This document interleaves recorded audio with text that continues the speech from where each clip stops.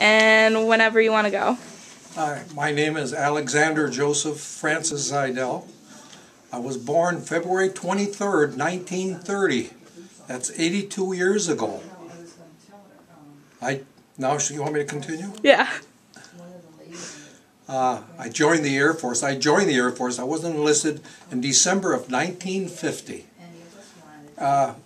Myself and about 5 other gentlemen from the town that I lived in, Eden, we all joined together, and we were hoping that we were going to stay together through our entire enlistment.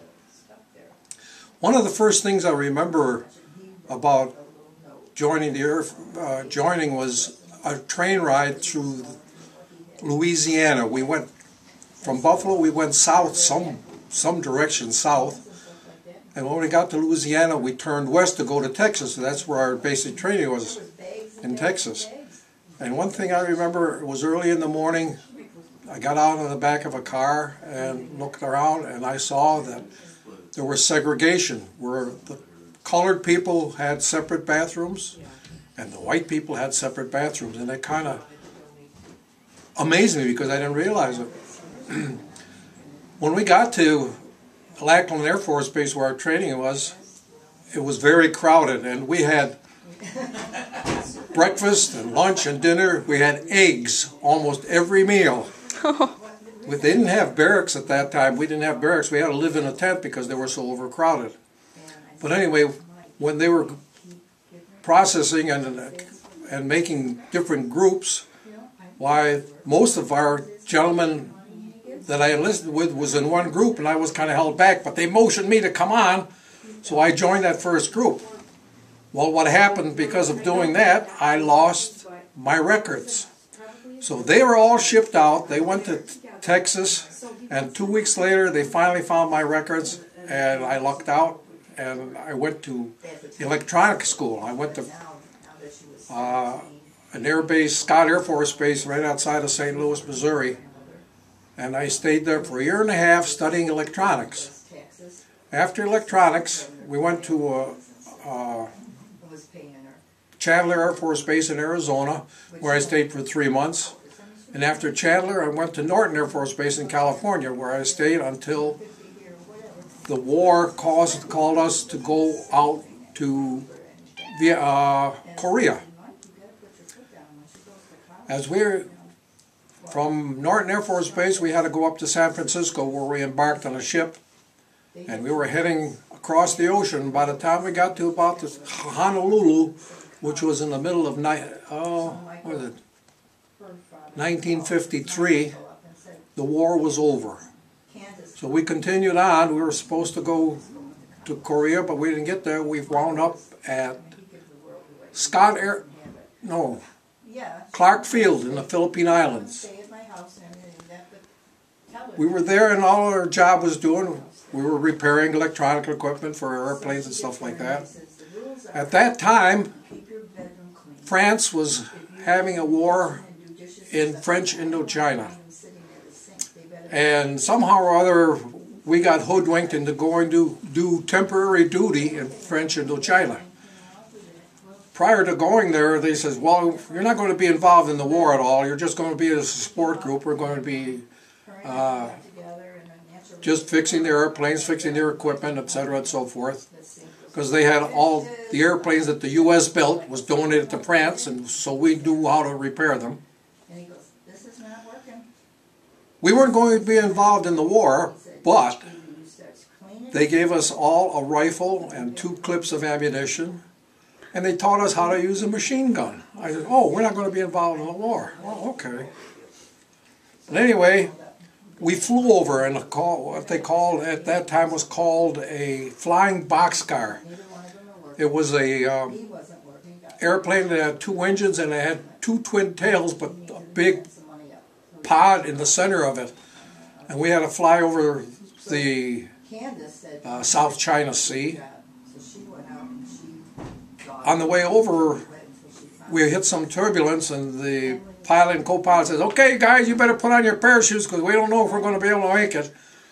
But we put on our shoes and kind of shaking in our shoes because we thought we were going to get dumped into the China Sea. But we did, man. We landed at Da Nang Air Base, Da Nang Air Base in French Indo-china.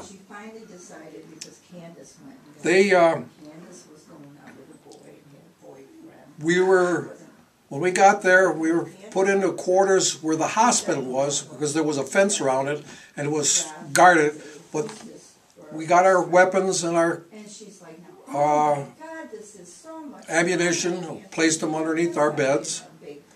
And I remember one night, about 2 o'clock in the morning, all of a sudden we heard gunfire, and we all jumped out of our beds and grabbed our guns and didn't know what was going to happen.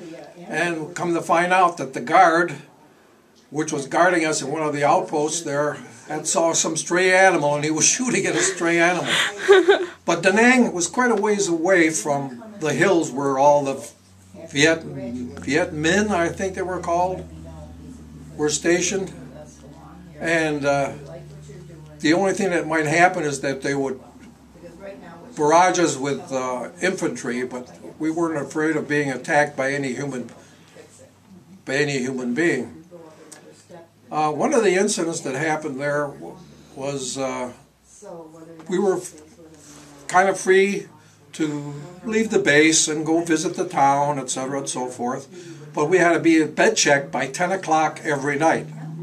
That was one of the things. And one night we went into town and we had something to eat. And it got to be quite late in the evening. And all of a sudden there was a bunch of commotion going out there, and a couple of French guards came and picked us up and says, "Hey, you guys got to be back to the base. The base is being attacked." So here we are, my buddy from Alaska and myself. We're driving in this Jeep, and we're going through different checkpoints, and we just made it back to the base and in our beds before bed check time, 10 o'clock. And there were flares and everything all around the air base. That was one of the things. We had free run though. It wasn't that bad. I remember another incident that happened is when we repaired the equipment in a certain aircraft. I did on one aircraft, I turned all the volume controls down. And one time, here comes this B-24 taxiing up to our aircraft, loaded with bombs. And those bombs were very fragile. And the pilot is motioning to his ears that he couldn't hear nothing. And I was motioning to him. I said, "Turn up the volume control." And finally he turned up the volume control and he nodded. "Oh yeah, they got it." And they turned around and left. I'm glad, because the French were quite different when they were flying their aircraft. When the aircraft reached airspeed, whatever the airspeed was, 120, 130 miles an hour down the runway, they would jack up the wheels without even lifting the aircraft off the ground. And one time, what happened is the engines quit, and the plane slid on its belly down to the end of the runway, and it was loaded with bombs. And after the plane stopped, you saw 3 bodies just flying away out of the aircraft because they were afraid it was going to explode. One time, another incident that happened when we were there was they were transporting 3 2,000-pound bombs on carts, and they went by the control tower, and this was the after effect, and the bombs exploded. We didn't realize what had happened. We were just about ready to go for our lunch. We had to get on trucks to go to our compound to have lunch. And the bombs exploded. We thought we were being attacked, so we were all hiding for cover. We're diving for ditches and everything else. But that impact of that explosion, all that was left was the rear axle of one of the vehicles. And the hole was about 20 feet across and 14 feet deep. And the aircraft that we used to bring supplies in for us was a C-47, was close enough to the impact that it just wrinkled the skin and was completely damaged. But we saved all the equipment out of it, and we used it for parts and whatever we needed for the other aircraft. After that, there wasn't much going on. We just spent our 3 months. We spent 3 months there. Unfortunately, I'm not credited for being in a war, because it was not a declared war. And couldn't get any medals for it, etc. and so forth. And how long have I talked? About 10 minutes. That's far enough? If you Can you edit it? just keep going. Then after that, we went back. This was about, the middle of the year, middle of 1954. No, it was before that, because I think that war was over by the middle of the war. It had to be in the earlier part of 54. We went back to Clark Field in the Philippines, and getting ready. We know that our final days was just about over, being in the Air Force. And we spent a lot of time in the main city of the Philippines, Manila. And what was neat about there, they had what they called jeepneys. They were jeeps that were made into taxis, and they were all painted in colorful colors, etc. and so forth. And they also had little pony-drawn taxis, which had a driver, and they would carry 2 seats. And they would take us around town and show us the different spots. Well, that's about all I have to say. So I hope it's satisfactory. And if it isn't, come and see me again. Okay. Well, what was the first war that you were speaking of before the French Indo-china? The one that you said ended? That was the Korean War. The Korean War. Okay, yeah, the Korean War. But the Korean War, by the time it was halfway over, across the Pacific Ocean, the Korean War had come to an end. They had settled it.